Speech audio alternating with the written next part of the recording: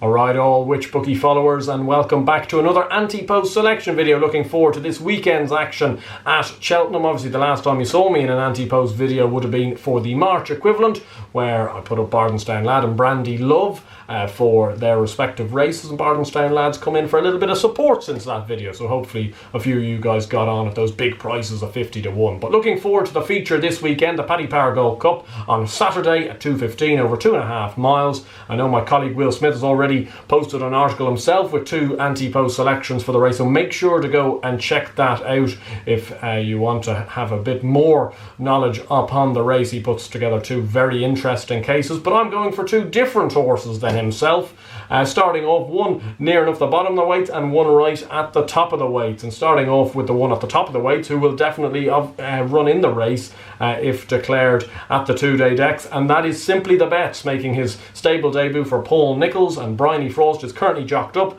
He's currently 14 to 1 at the moment with William Hill and Sky Bet, which I think is a good each way price for this horse. The last time we actually saw him, he was under the care of Harry Whittington, and he ran in this race last year off a mark of 157. That time round he came 6th. He didn't jump with a massive amount of fluency, and he's been dropped 3 pounds since that effort and returns from a year-long layoff for Paul Nicholls now.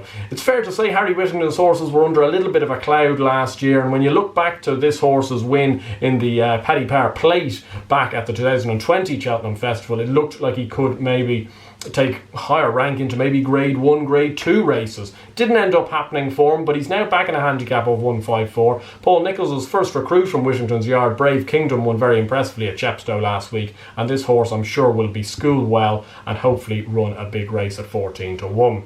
The other one needs a horse to come out to come in, and it is number 21 on the list there at the moment, Galahad Quest.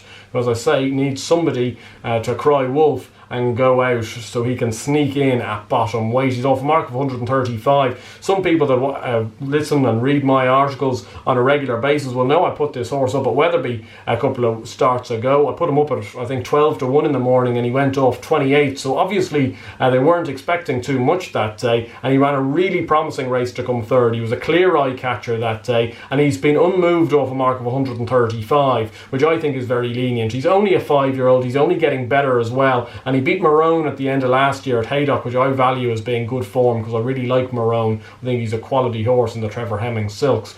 So I think Galahad Quest is potentially one slipping under the radar. I know there's been money around for him. He's already come in from around the 25 to 1 mark to now 14 to 1 with William Hill and Ladbrokes, but I still think there's juice enough in that price to get involved. So Galahad Quest at 14 to 1 and Simply the Bets at 14 to 1, both with William Hill and a few other bookmakers as well. I think they're both good each way bets for the Paddy Power Gold Cup this weekend, and fingers crossed they both run well.